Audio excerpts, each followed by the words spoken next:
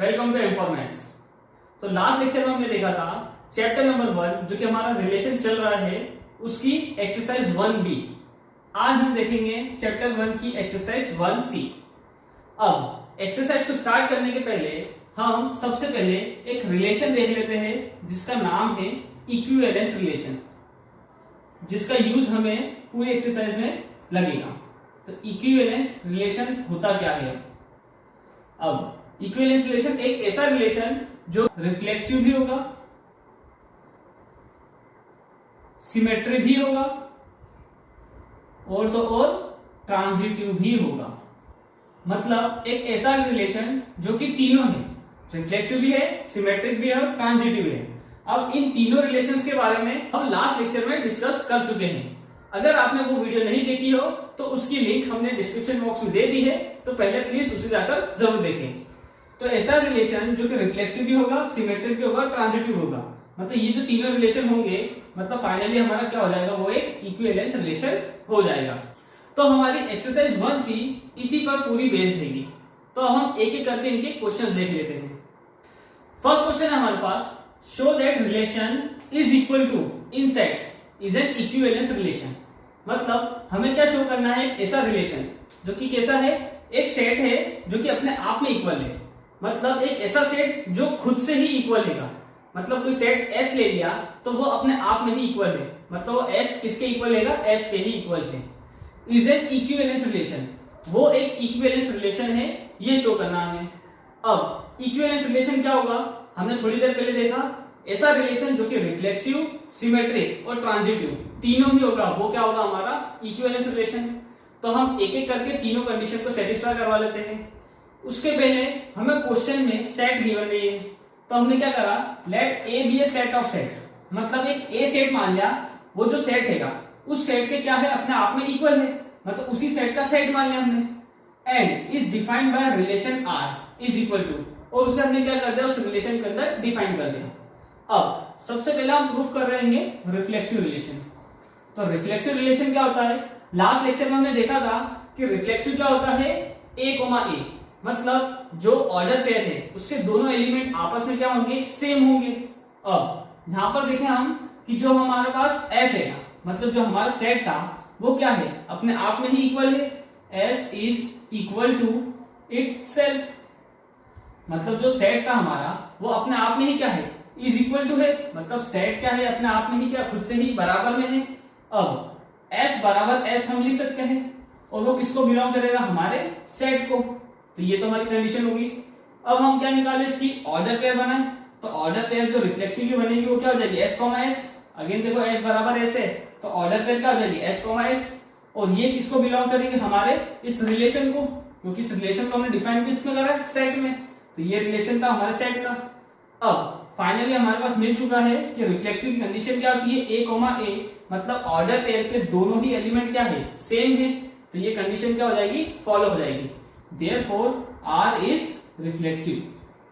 तो हमने यहां से हमारी पहली कंडीशन प्रूफ कर दी रिफ्लेक्सिव की। अब हम एक एक करके सिमेट्रिक भी देख लेते हैं और ट्रांजिटिव भी देख लेते हैं।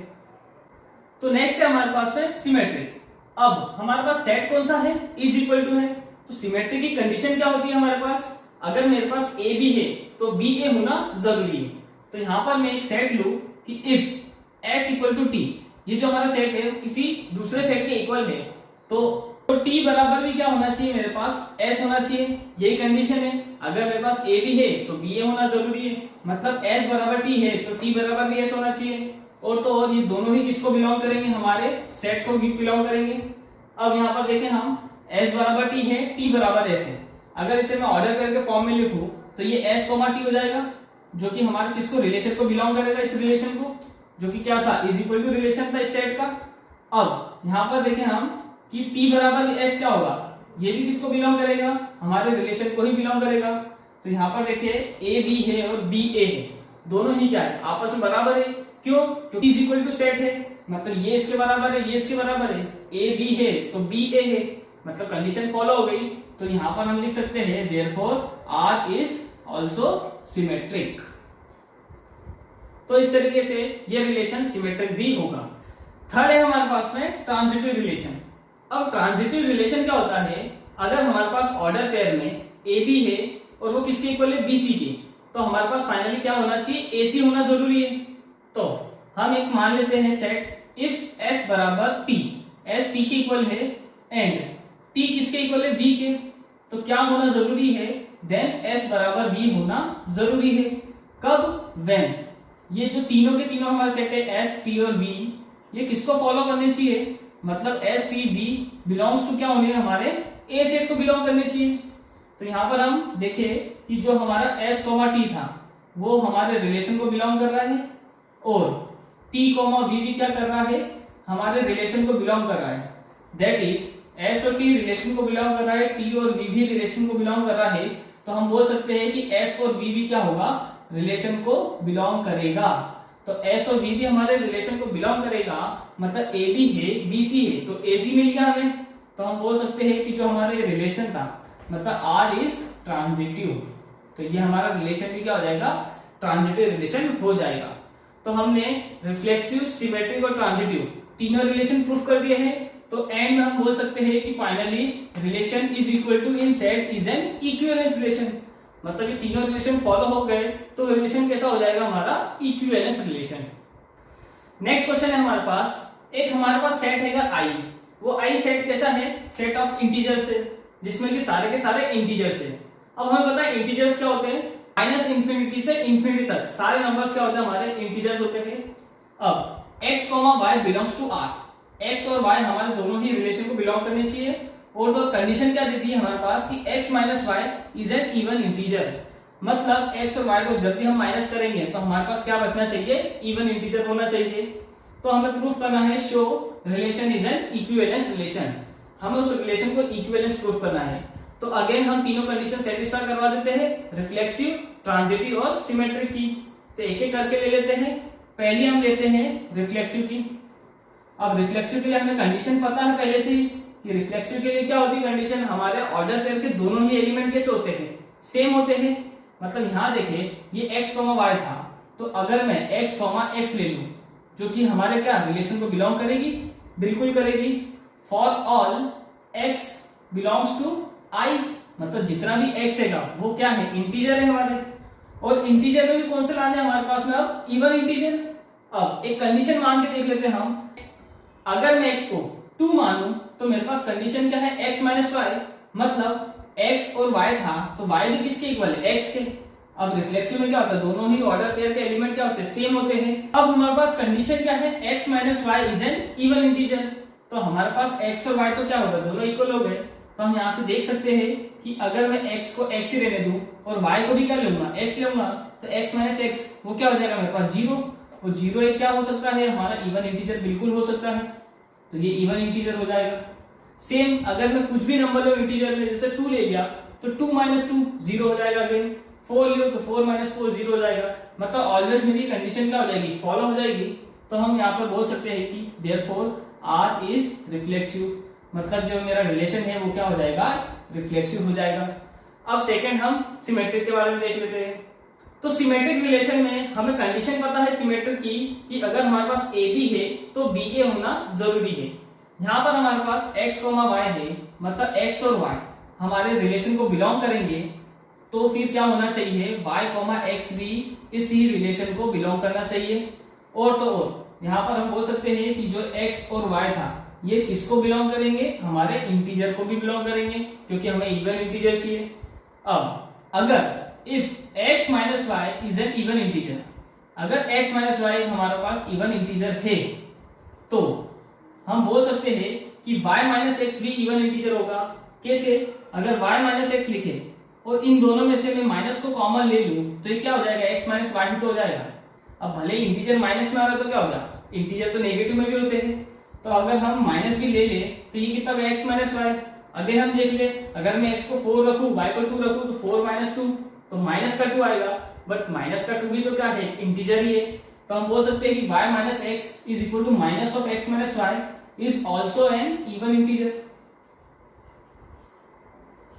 तो हमारी यहां पर क्या हो जाती है, कंडीशन अगेन फॉलो हो जाती है, क्या कि देयरफॉर R इज क्या हो जाएगा, हमारा सिमेट्रिक रिलेशन हो जाएगा, क्योंकि अगेन हमारे पास कंडीशन क्या होती है अगर a भी है तो ba होना जरूरी है, मतलब x माइनस वाई हमारा इवन इंटीजर है तो y माइनस एक्स भी क्या हो जाएगा, इवन इंटीजर हो जाएगा। तो ये था हमारा सिमेट्रिक रिलेशन। ट्रांजिटिव रिलेशन की कंडीशन हमें पता है कि अगर हमारे पास ए बी है और बी सी है तो ए सी होना जरूरी है। मतलब अगर x वाई हमारा क्या है, रिलेशन को बिलोंग कर रहा है एंड y z भी हमारा रिलेशन को बिलोंग कर रहा है तो x z को भी क्या होना पड़ेगा, रिलेशन को बिलोंग करना पड़ेगा। तो इसके लिए हम देख लेते हैं कि जब x y हमारे रिलेशन को बिलोंग कर रहा था तो कंडीशन क्या थी, x minus Y is an even integer.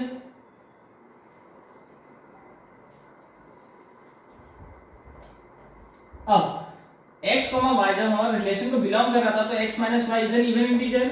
Same अगर y z हमारा रिलेशन को बिलोंग करेगा तो हम ये भी बोल सकते हैं कि y minus z is an even integer. ये भी क्या हो जाएगा, हमारा इवन इंटीजर हो जाएगा। अब हमें प्रूफ क्या करना होगा, x z belongs to relation, मतलब x z भी बिलोंग करेगा रिलेशन को, मतलब यहाँ कंडीशन क्या हो जाएगी, x minus Z is also an even integer. तो उसको प्रूफ करने के लिए हम देखें, अगर मैं इन दोनों को ऐड करूं, जैसे कि x minus Y plus Y minus Z, तो इन दोनों को ऐड भी करूंगा तो इवन और इवन को ऐड करेंगे तो क्या आएगा, मेरे पास इवन ही आएगा, इज एन इवन इंटीजर। ये भी क्या हो जाएगा, मेरा इवन इंटीजर हो जाएगा। तो यहां पर हम देख सकते हैं कि x माइनस वाई और प्लस वाई, y से y कैंसिल हो जाएगा तो क्या बच जाएगा मेरे पास, x minus Z is an even integer. तो x माइनस जेड भी क्या हो जाएगा, हमारा इवन इंटीजर हो जाएगा। तो x y belongs to r and y z belongs to r। तो देयरफॉर फाइनली हम बोल सकते हैं कि x माइनस जेड भी क्या है, इवन इंटीजर है। तो x z भी क्या हो जाएगा, हमारा रिलेशन को बिलोंग कर देगा। कब, व्हेन x y z तीनों ही क्या होंगे, हमारे इंटीजर को बिलोंग करेंगे। तो तीनों कंडीशन फॉलो हो चुकी है। देयरफॉर r इज ट्रांजिटिव, मतलब हमारा रिलेशन क्या हो जाएगा, अगेन ट्रांजिटिव हो जाएगा। तो हमने तीनों कंडीशन इसमें फॉलो कर दी है, रिफ्लेक्सिव भी है, सिमेट्रिक भी है और ट्रांजिटिव भी है। तो तीनों कंडीशन फॉलो है, मतलब ये जो रिलेशन था ये क्या हो जाएगा, हमारा इक्विवेलेंस रिलेशन हो जाएगा। नेक्स्ट क्वेश्चन है हमारे पास में, एक हमारे पास आई सेट हैगा। कैसा सेट है, set of a non zero integers, मतलब नॉन जीरो इंटीजर्स का एक सेट हैगा। इंटीजर क्या होता है, हमारे माइनस इंफिनिटी से इंफिनिटी तक सारे नंबर्स। अब उसमें भी क्या है, नॉन जीरो, मतलब जीरो नहीं आना चाहिए। अब रिलेशन किस हिसाब से हैगा, x y belongs to r, x और y हमारे रिलेशन को बिलोंग करेंगे। कब, जब कंडीशन क्या है, x की power y equal to y की पावर x हैगा, मतलब ये हमारी क्या हो गई, कंडीशन हो गई। तो यहाँ पर हमें पूछा है कि check whether r is an equivalence और नॉट। तो हमारा जो रिलेशन है वो इक्विवेलेंस है या नहीं, ये चेक करना है। मतलब हमारा इक्विवेलेंस रिलेशन कब होगा, जब हमारी तीनों कंडीशन सेटिस्फाई हो जाएगी, रिफ्लेक्सिव की, सिमेट्रिक की और ट्रांजिटिव की। अगर इन तीनों में से एक भी कंडीशन फॉलो नहीं होती है, मतलब वो इक्विवेलेंस नहीं होगा। तो हम एक एक करके देख लेते हैं। यहाँ पर हम पहले लिए कि हम रिफ्लेक्सिव चेक करें। अब रिफ्लेक्सिव के लिए हमारे पास कंडीशन क्या होती है, ऑर्डर पेयर के दोनों ही एलिमेंट्स क्या होते हैं, सेम होते हैं। अब इफ हम देखें कि हमारा जो x हैगा, ये जो x था वो किसको बिलोंग कर रहा है, हमारे इंटीजर को। x बिलोंग टू क्या है, इंटीजर है। अब हमें पता है देन रिफ्लेक्सिव कंडीशन क्या होती है, दोनों ही एलिमेंट क्या होते हैं, ऑर्डर पेयर के इक्वल होते हैं। अब हम बोल सकते हैं कि x की पावर y, x की पावर y भी क्या होगा, हमारा इसी रिलेशन को बिलोंग करेगा। क्यों, क्योंकि हमें लिखना था x की पावर y, y की पावर x। अब y की पावर x तो किसके इक्वल है, x की पावर y के ही, मतलब ये दोनों एलिमेंट क्या हो जाएंगे, सेम हो जाएंगे। सेम हो गए मतलब क्या हो जाएगा, रिफ्लेक्सिव हो जाएगा। तो हम बोल सकते हैं देयरफॉर r इज रिफ्लेक्सिव। और तो और ये रिफ्लेक्सिव कब होगा, जब यहाँ पर एक कंडीशन लिखनी पड़ेगी, for all x belongs to our integer. जब हमारे सारे x क्या होंगे, इंटीजर होंगे, तभी ये कंडीशन फॉलो होगी। तो हम बोल सकते हैं कि हमारा रिफ्लेक्सिव रिलेशन हो जाएगा। तो सिमेट्रिक की कंडीशन क्या होती है, अगर हमारे पास ए बी है तो बी ए होना जरूरी है। तो यहाँ पर x y, ये जो x और y थे दोनों ही क्या हमारे इंटीजर को बिलोंग कर रहे हैं। देन अगर ये दोनों इंटीजर को बिलोंग कर रहे हैं तो हमारा जो x y होगा वो क्या होगा, रिलेशन को भी बिलोंग करेगा।